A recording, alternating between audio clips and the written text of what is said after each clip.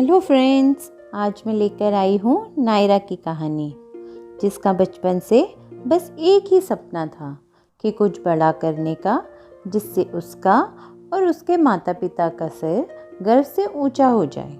तो आगे क्या हुआ जानते हैं आगे की कहानी में। तो चलिए शुरू करते हैं आज की कहानी। नायरा एक छोटे से गांव में रहने वाली एक होनहार लड़की थी। पढ़ने लिखने में होशियार, हमेशा स्कूल में फर्स्ट आने वाली, सब टीचर्स की आंखों का तारा थी। 12th के बाद सबकी उम्मीद थी कि वो आईएएस का एग्ज़ाम ज़रूर पास करेगी। उसकी तैयारी पूरी थी।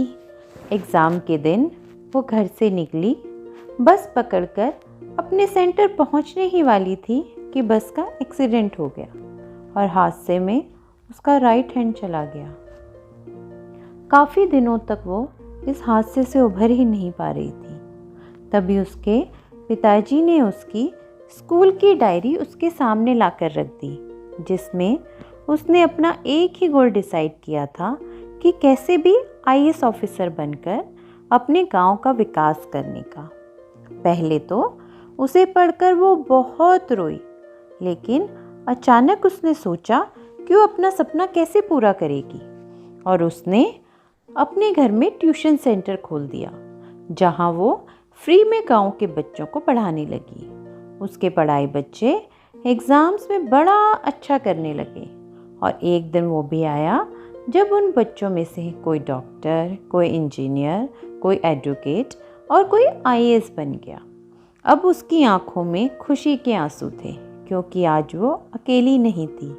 उसके पढ़ाई बच्चे आज उसकी ही तरह गांव के विकास में उसका हाथ बटाने को तैयार थे। तो दोस्तों, देखा आपने, कितनी बारी हम ये सोचते हैं कि केवल हमारे अकेले से करने से क्या होगा, लेकिन जब हम ठान लेते हैं तो कहते हैं ना कि अगर हम कोई चीज़ पूरी शिद्दत से चाहते हैं तो सारी कायनात हमें उसे पूरा करने में हमारी मदद करती है। नायरा भी अपने एक हाथ चले जाने के बाद हिम्मत हार कर बैठी रहती तो आज उसके गांव का विकास ही नहीं हो पाता। उसने हिम्मत करके सबको दिखा दिया कि हम अगर चाहें तो कुछ भी मुमकिन है। तो दोस्तों, अगर आपको मेरी ऐसी शिक्षाप्रद कहानियाँ पसंद आती हैं तो इसे लाइक, शेयर और सब्सक्राइब करना ना भूलें और कमेंट करके हमें ज़रूर बताएं और इंतज़ार करिए मेरी अगली कहानी का।